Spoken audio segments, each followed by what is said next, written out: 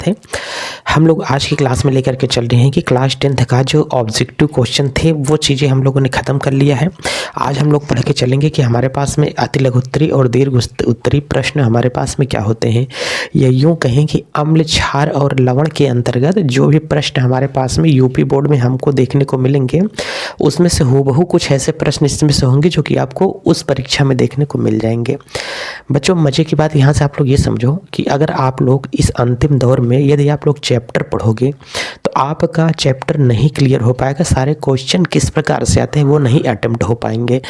आप लोगों ने यदि सिलेबस को पढ़ लिया है तो सिलेबस को पढ़ने के बाद में ये हम लोगों के पास में डिपेंड करता है कि कितने ज़्यादा से ज़्यादा हम लोग क्या करते हैं, प्रैक्टिस करते हैं। प्रैक्टिस ही सबसे ज़्यादा आपको नंबर दिला सकती है। तो आप चाहे अनसॉल्व्ड लगाओ, आप लोग चाहे तो यहाँ से क्या करो, प्रैक्टिस सेट करो। ऐसे वीडियो आप लोग देखो जिसमें कि यही कहीं ना कहीं क्वेश्चन आंसर आप लोगों को कराया जा रहा हो। क्वेश्चन आंसर करने से आपके दिमाग में चीज़ें क्या होती हैं, रवा होती हैं। ठीक है, ये नहीं कहता हूँ कि मेरे ही वीडियो देखो, जहाँ पर भी आपको अच्छा लगे वहाँ पर देखो, लेकिन क्वेश्चन आंसर जहाँ पर हो रहे हैं वही चीज़ें आप लोग देखो। चैप्टर 1 शॉर्ट, ये शॉर्ट, वो शॉर्ट, ये देखने के चक्कर में मत पड़ो। जो चीज़ें पढ़े हो वही पढ़ाया जा रहा है। क्वेश्चन किस तरीके से आएगा ये आपको नहीं बताया जाएगा ना। तो आज की क्लास में हम लोग कुछ ऐसे क्वेश्चन लेकर के चलेंगे जो कि आपके पास में हाई स्कूल के एग्ज़ाम में बहुत ज़्यादा आपको देखने को मिलेंगे। ये सारे क्वेश्चन, पहला क्वेश्चन आपको देखने को मिलेगा कि सर स्क्रीन पर अगर आप लोग पहले क्वेश्चन को देखोगे तो पहला क्वेश्चन हमारे पास में क्या कह रहा है कि प्रारंभिक अवधारणा के अनुसार अम्ल को किस प्रकार परिभाषित किया गया था। इसे आप लोग बताइए कि कैसे परिभाषित कर सकते हैं। देखो, अम्ल की परिभाषा दो प्रकार से होती है ना, कि क्या होते हैं, प्रारंभिक अवधारणा क्या है, आज की जो अवधारणा होती है उस प्रकार से हम लोग कैसे समझेंगे कि अम्ल, क्षार और लवण ये क्या होते हैं, इसे हम लोग किस तरीके से पहचान पाएंगे। ये जानकारी आज हम लोग लेकर के चलते हैं आज के वीडियो लेक्चर में। ठीक है, क्वेश्चन कैसे आएगा, इसके बाद एक दो वीडियो और दूंगा, 2 वीडियो बहुविकल्पी का, 2 वीडियो क्वेश्चन आंसर का।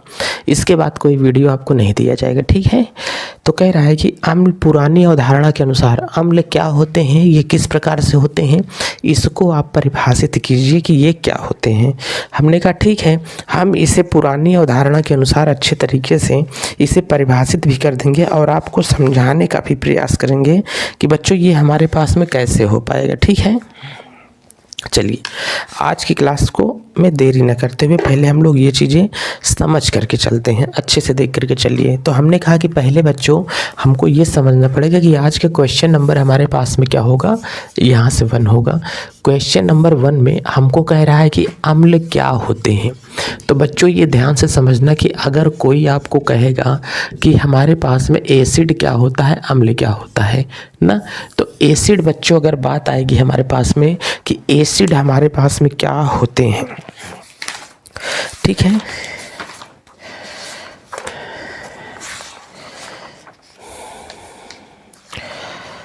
एसिड हमारे पास में क्या होते हैं, अम्ल हमारे पास में होता है। देखो, पुरानी अवधारणा में पहले तो बहुत ज़्यादा साइंटिस्ट लोग नहीं आए थे, इसके बारे में बहुत से कम लोग काम किए थे। वहाँ पर ये कहा गया कि अम्ल क्या होते हैं, तो वहाँ पर केवल एक अवधारणा सामने आई थी कि अम्ल ऐसा पदार्थ होता है जो कह रहा है कि स्वाद में क्या होते हैं। पुरानी अवधारणा के अनुसार मैं बता रहा हूँ, ऐसा पदार्थ जो स्वाद में क्या होता है, खट्टा होता है, उसे क्या कहते हैं, अम्ल कहते हैं।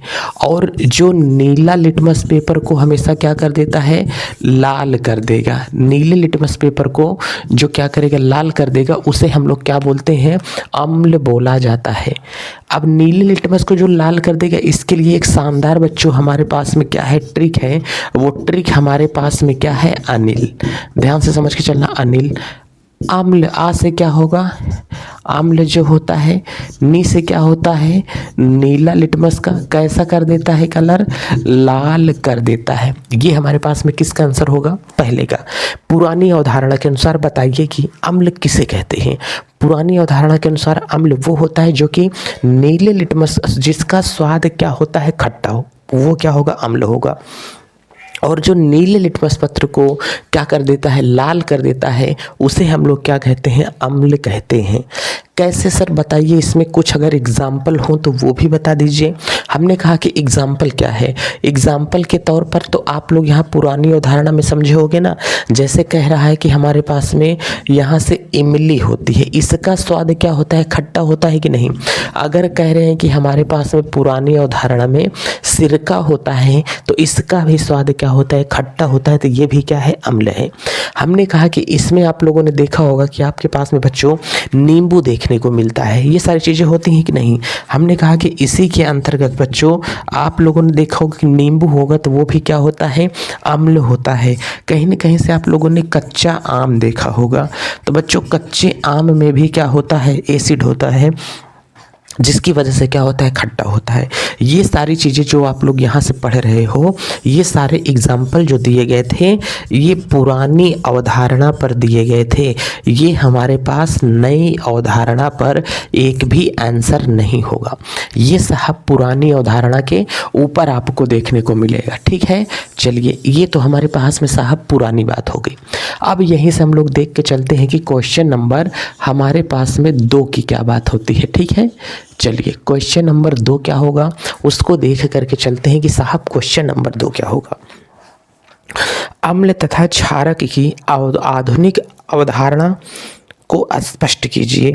यहीं पे इसे और कैसे पूछ सकता है, अम्ल तथा भस्म की अवधारण क्या होगा, आधुनिक अवधारणा दीजिए तथा एक प्रबल अम्ल तथा एक दुर्बल भस्म का नाम भी लिखिए। इसमें हमारे पास में क्या होते हैं, आधुनिक अवधारणा। इसका मतलब ये तो हमारे पास में पुरानी अवधारणा थी ना अम्ल की। अब कह रहा है कि अम्ल की नई अवधारणा बताओ कि क्या होते हैं। ध्यान से समझना। अब यहाँ से हमको इसमें समझना है कि साहब नई अवधारणा क्या है। तो यहाँ से हमको कह रहा है कि नई वाली अवधारणा ना, तो बच्चों यहाँ से ध्यान से समझना, मैं लिख के भी चल रहा हूँ ताकि आप लोगों को इसमें दिक्कत ना हो। नई अवधारणा के अनुसार पहले हम लोग यहाँ से ये समझ के चलते हैं अम्ल क्या होगा। बच्चों इसे क्या कहते हैं, एसिड कहते हैं। नई अवधारणा के ऐसे पदार्थ जो H+ आयन का हमेशा क्या करते हैं, त्याग करते हैं, उसे क्या कहते हैं, ऐसे पदार्थ जो H+ आयन का त्याग करते हैं। मैं जो हिंदी में बोल रहा हूँ वही चीज़ें आपको कॉपी में लिखनी है कि ऐसे पदार्थ जो H+ आयन का क्या करते हैं, त्याग करते हैं, उसे हम लोग क्या कहते हैं, अम्ल कहते हैं। समझ पा रहे हो कि ऐसे पदार्थ जो H+ आयन का त्याग करते हैं उसे क्या कहते हैं, अम्ल कहते हैं। ये नई अवधारणा है। एग्जाम्पल हमने कहा, जैसे यहाँ से कह रहा है कि एग्जाम्पल के तौर पर बताइए। हमने कहा कि चलो पहले ये अम्ल हो गया, और दूसरा यहीं से हमको कह रहा है कि बताइए कि क्षार क्या होगा। इसे हम लोग क्या कहते हैं, बेस कहते हैं। या तो इसी को आप लोग बच्चों बोल सकते हो कि भस्म भी बोला जाता है। क्षार को ही क्या कहते हैं, भस्म कहते हैं। या तो इसी को आप लोग बोल सकते हो कि यहाँ से हमारे पास में क्या होगा, क्षारक क्या होगा, ठीक है। हालांकि दोनों का थोड़ा थोड़ा अंतर होता है, लेकिन यहाँ से परिभाषाएं आपको एक ही निकल करके आएंगी।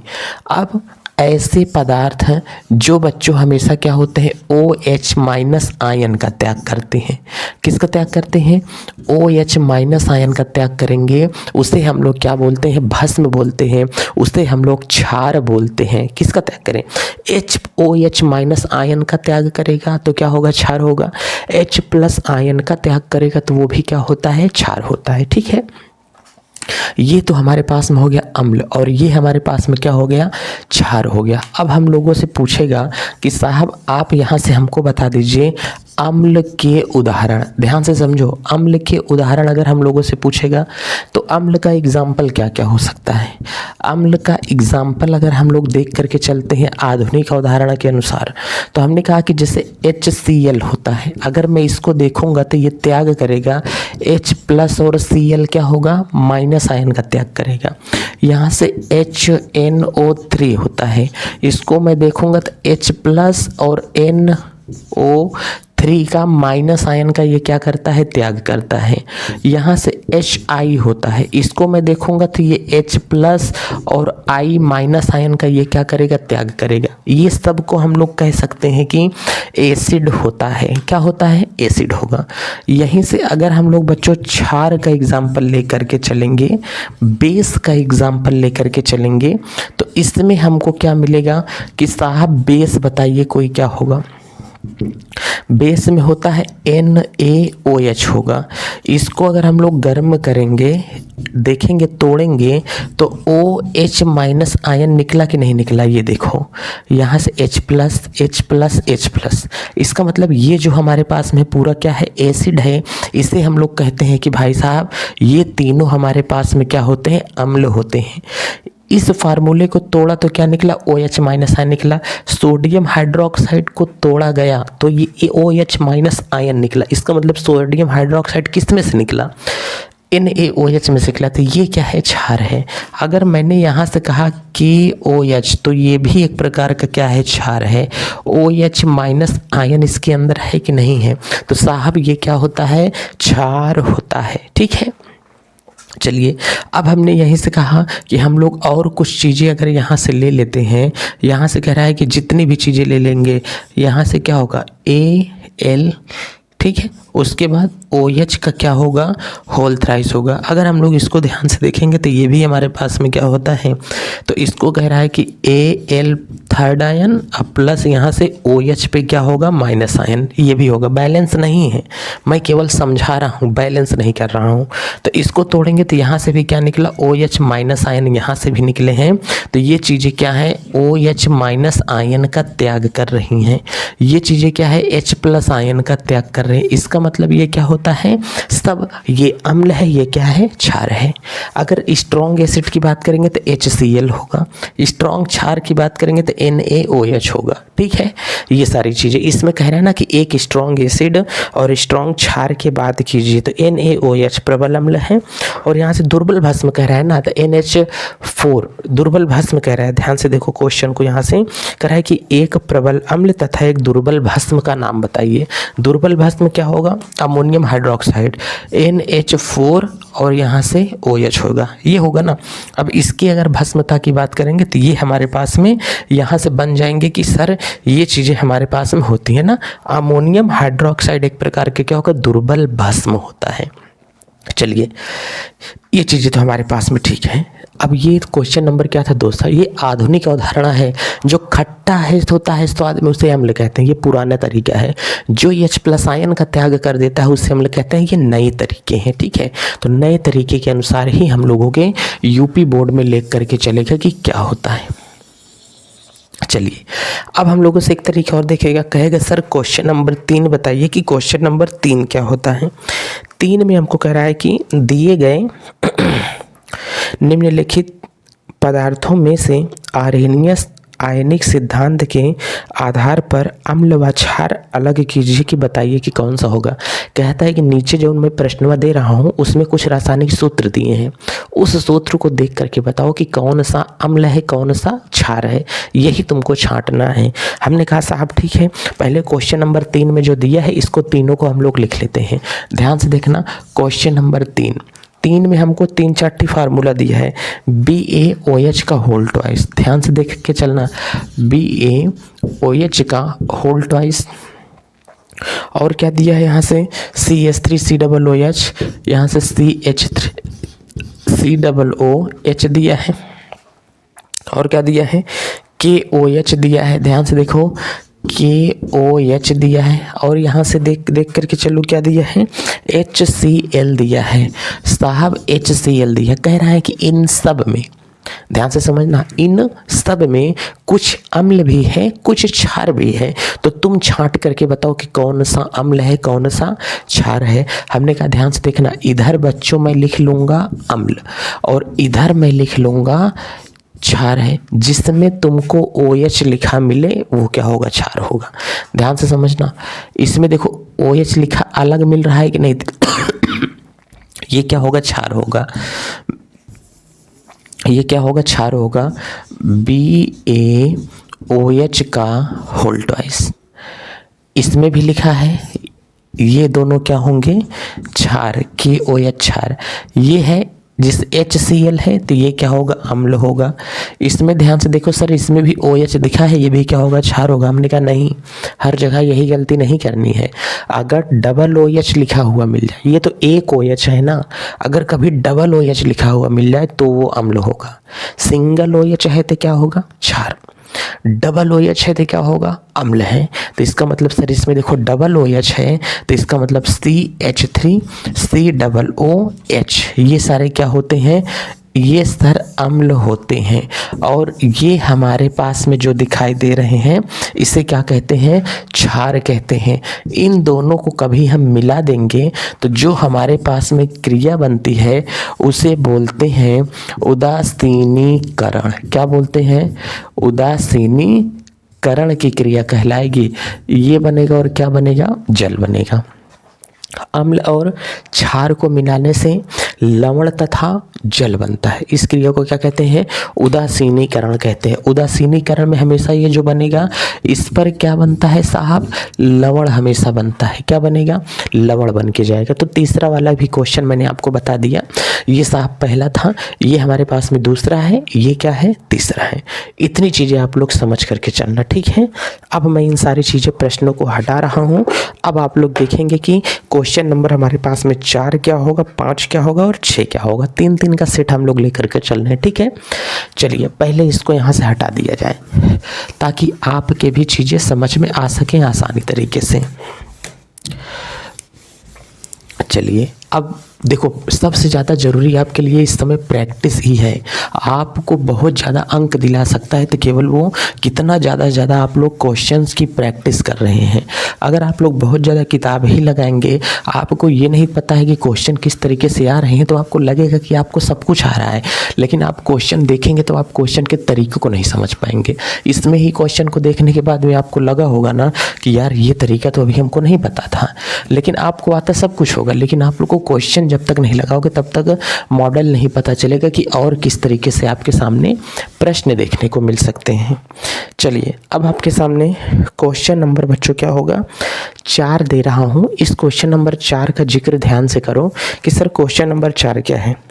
जब सोडियम हाइड्रोक्साइड विलयन में क्षारक मिलाते हैं तो हाइड्रोक्साइड आयन की सांद्रता कैसे प्रभावित होती है। ध्यान से समझना, क्वेश्चन नंबर यहाँ से क्या होगा, 4।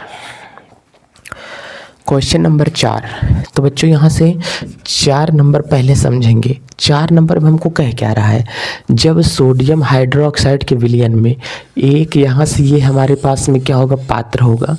ये जो विलयन हमारे पास में है इसमें बच्चों क्या भरा है, कह रहे हैं कि इसमें जो पूरा का पूरा भरा हुआ है ये NaOH भरा हुआ है। यहाँ से NaOH भरा हुआ है, सोडियम हाइड्रोक्साइड। इसमें कह रहे हैं कि ऊपर से कुछ मात्रा में और मिला दिया जाता है, इसमें से कुछ मात्रा में क्या मिला दिया जाता है, पढ़ना पड़ेगा। कुछ अधिक मात्रा में क्षार मिला देते हैं। ध्यान से समझना, कुछ अधिक मात्रा में क्या मिला रहे हैं, क्षार। इसका मतलब जैसे KOH मैंने मान लिया, जब तीखा में और तीखा डालेंगे तो और तीखा बनेगा। भाई साहब जब इसमें हम लोग NaOH ये खुद है, इसमें और OH आ रहा है, तो इसमें जो OH माइनस आयन की सांद्रता है वो तो पहले कम थी, तुमने और ऊपर से डाल दिया तो वो तो क्या हुआ, बढ़ गया। हमने कहा एक ग्लास में थोड़ी सी दही थी, उसमें और दूध डाल देंगे तो थोड़ी देर के बाद क्या बन जाएगा, और ज़्यादा दही बन जाएगी। तो ये जो हमारे पास में यहाँ पर ये है NaOH, इसकी मात्रा भी कम है, ऊपर से और OH आ जाएगा तो OH की संख्या में वृद्धि हो जाएगी, तो हाइड्रोक्साइड आयन की सांद्रता क्या होती है, बढ़ जाती है। इसका मतलब पहले तो इसमें से क्या था, NaOH था, फिर तुमने क्या डाल दिया, KOH। ध्यान से देखो, यहाँ से OH था, इसमें भी OH था, OH की संख्या में क्या हो जाएगी, वृद्धि हो जाएगी। बच्चों OH की संख्या में क्या हो जाएगी, वृद्धि हो जाएगी। OH की जो सांद्रता है वो OH की सांद्रता बच्चों क्या होती है, बढ़ जाती है। ध्यान से देखना, OH की सांद्रता क्या हो जाएगी, बढ़ जाती है। इतनी बातें आपको समझ में आई। तो जब सोडियम हाइड्रोक्साइड के विलयन में कोई क्षारक मिला देते हैं, कोई क्षार मिला देते हैं, तो OH की संख्या में क्या होती है, वृद्धि हो जाएगी, OH की संख्या बढ़ जाएगी। OH क्या होता है, OH किसे कहते हैं, हाइड्रोक्साइड आयन। क्या है, हाइड्रोक्साइड आयन। जैसे H+ दे देगा तो इसे क्या कहते हैं, H+ को क्या कहते हैं, हाइड्रोजन आयन। OH- को क्या कहते हैं, हाइड्रोक्साइड आयन कहते हैं। ठीक है, अब देखिए क्वेश्चन नंबर 5 क्या होगा। 5 कह रहा है कि आश्रित जल विद्युत का चालक नहीं होता है। मतलब आश्रित जल समझ के चलो, जैसे पानी होता है, गर्म करो, भाप बन करके आकर के फिर से ठंडा होकर पानी बने। तो ये जो पानी है शुद्ध पानी है, ये जो पानी था अशुद्ध पानी था। ठीक है ना, भाप को ठंडा करने पर जो जल बन जाए वही क्या है, आश्रित जल है। चलिए, आश्रित जल वही आसवन के बाद में जो जल प्राप्त हुआ है। आश्रित जल विद्युत का चालक नहीं है, जबकि वर्षा का जल विद्युत का चालक होता है। भाई आश्रित जल, मैंने यहाँ से पानी गर्म किया, ये गर्म होकर के मैंने कटोरे में फिर से ठंडा कर लिया, ये आश्रित जल है। समुद्र में पानी भरा है, वो गर्म होकर के ऊपर उठा, बादल बन करके फिर नीचे गिर गया, वो भी तो आश्रित जल है।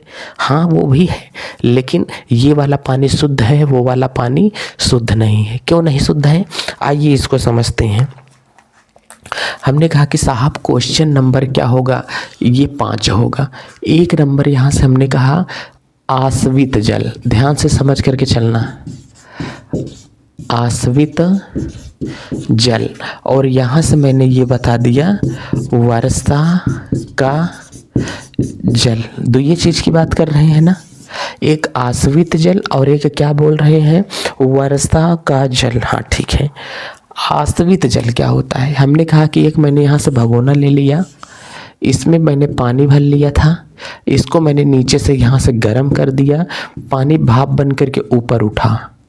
ध्यान से देखो, पानी भाप बन करके ऊपर उठा, इसको मैंने एक पाइप लगा करके मैंने गर्म किया, और गर्म करके एक और पात्र मैंने यहाँ से रख दिया।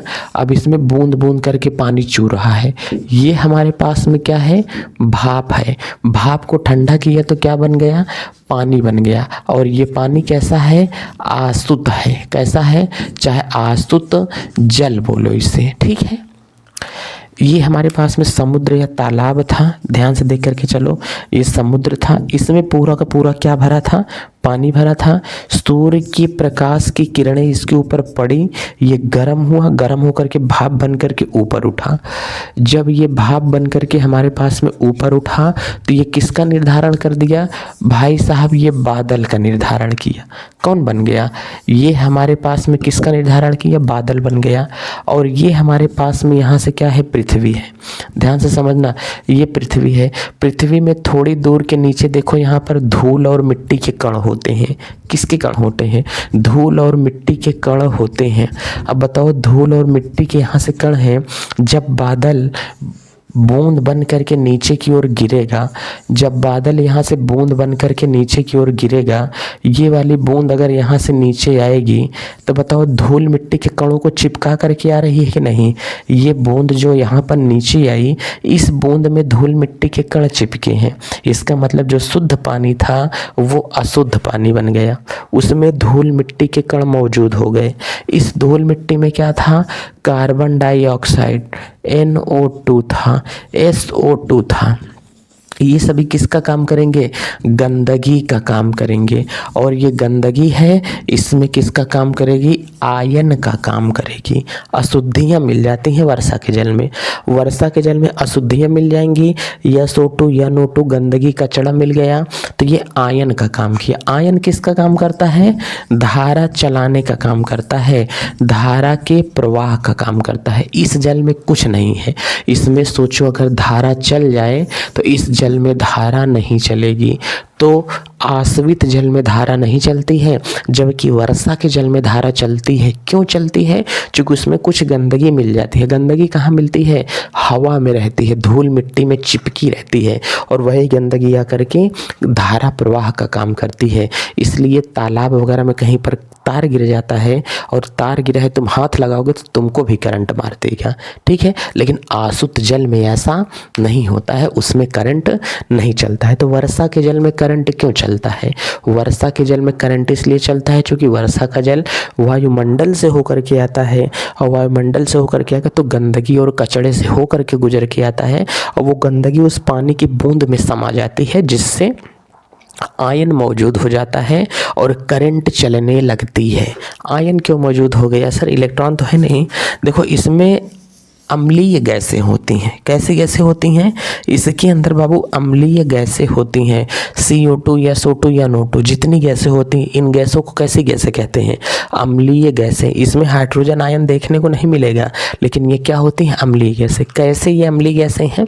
चैप्टर मैंने पढ़ाया है, वहाँ पर जा कर के देख लो सारी चीज़ों को, तो समझ में यहाँ से आ जाएगा, ठीक है। चलिए, अब हम लोग यहाँ से क्या करते हैं?